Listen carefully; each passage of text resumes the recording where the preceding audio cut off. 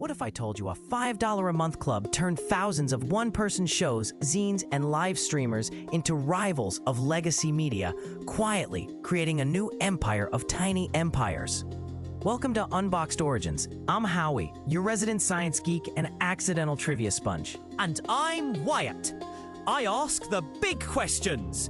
Sometimes philosophical, often skeptical, always curious.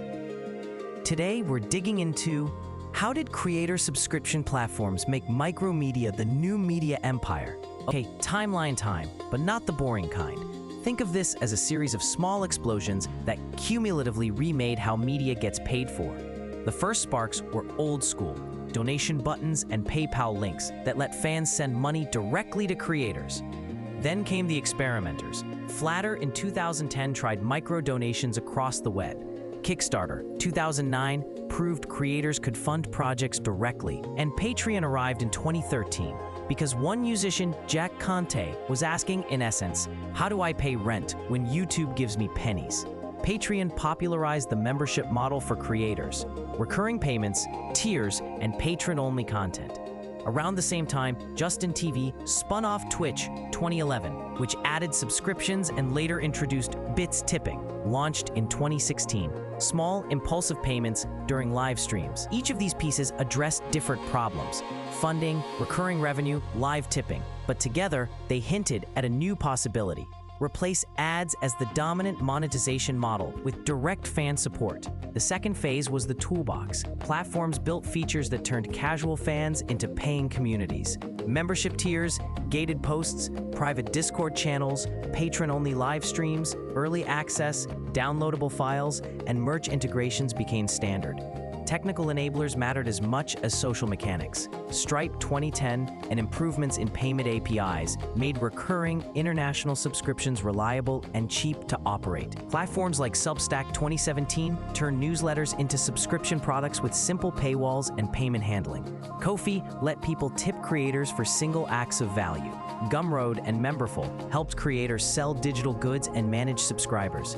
Even mainstream platforms added native subscription-like features, YouTube channel memberships, Twitter's experiments with tips, and Patreon-style pages for podcasters. The point is friction fell, both for the person paying and the person receiving, so tiny, regular payments became practical at scale. Economically, that slippage of friction changed incentives. Instead of chasing the whims of an algorithm to maximize ad impressions, creators could build predictable monthly recurring revenue, MRR. That predictability is enormous. A 1,000-person audience with a $5 monthly average revenue per user, ARPU, can sustain a professional creator. Multiply that by hundreds of thousands of niche audiences, and you get an ecosystem that collectively rivals large studios in aggregate attention and income. This is the long tail of media made profitable, not through blockbuster hits, but through many, many niche communities. It also restructured creator work. Community management, membership perks, and relationship building became as important as content production. Fans stopped being anonymous eyeballs and become patrons with names, requests, and longevity. Aha! And here's the twist. This is not actually novel. It's a high-speed digital revival of patronage. Think Renaissance painters who had patrons pay for a workshop or a series of commissions. The difference is scale and granularity. Medieval patrons were wealthy individuals underwriting whole careers.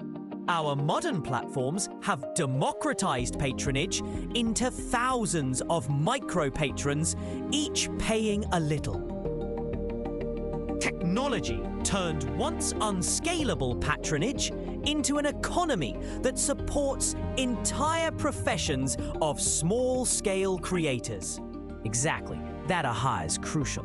But there are other twists. Platforms centralize the plumbing and decentralize the audiences.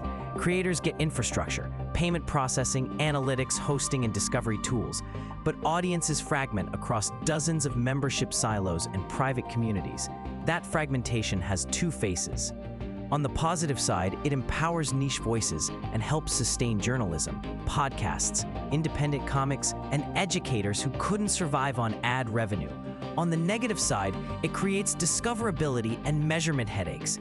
How do you track cultural impact across 1,000 private Discord servers, locked newsletters, and paywalled videos?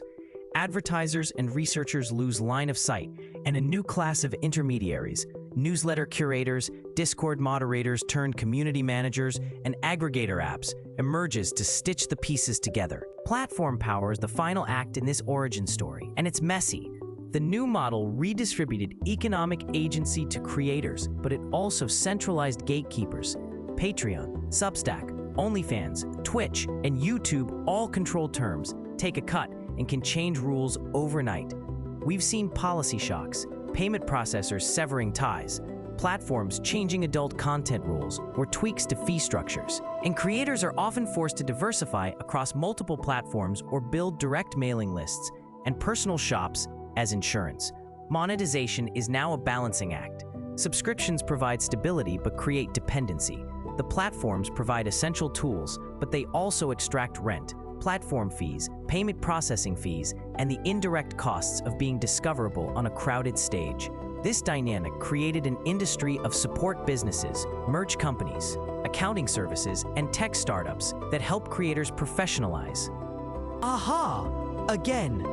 The truly surprising contradiction is that while subscriptions were sold as a way to bring creators closer to their communities, to make media more personal and less commercial, they've also enabled the splintering of public culture. Instead of 5 mainstream channels everyone watches, we now have thousands of micro-communities curated by creators. That's wonderful for niche joy, but it shifts power from broad, shared experiences to highly curated ones. The new media empire looks like a constellation rather than a skyscraper. Brilliant, varied, but harder to navigate and regulate. And why that matters? For consumers, it's a renaissance of choice and intimacy with creators. You can subscribe to a podcaster you deeply value, support a comic artist directly, and get patron-only sketches, all for less than the price of a coffee. For creators, it's a pathway to sustainable livelihoods outside the ad race. For legacy media and advertisers, it's a warning sign. Influence is more distributed. And meaningful engagement can cost you less to buy, but is harder to scale by traditional metrics. For public discourse and culture, it's a mixed bag. More voices, more specialization, but also more echo chambers and less shared cultural ground. In short, creator subscriptions stitch together centuries-old patronage with modern microtransactions and community software. The result is a new media architecture where hundreds of thousands of small, sustainable creator businesses collectively wield the cultural influence once concentrated in a few big firms. That's why we call it micromedia, making a new media empire. An empire composed of many, many tiny, stubbornly independent states. But what's the practical takeaway for creators and audiences? Creators should think like small businesses, diversify income, own the relationship, mailing lists, direct sales, and design memberships with real value. Audiences should remember that each subscription is a vote for the kind of media you want more of. Intimate, niche, possibly less polished, but often more genuine. For policymakers and platforms, the task is to create frameworks that protect creators without stifling experimentation, fair payment processing, transparent policies, and portability of audiences. If you like this deep dive, hit like, subscribe, and share with a creator who deserves a micro-patron.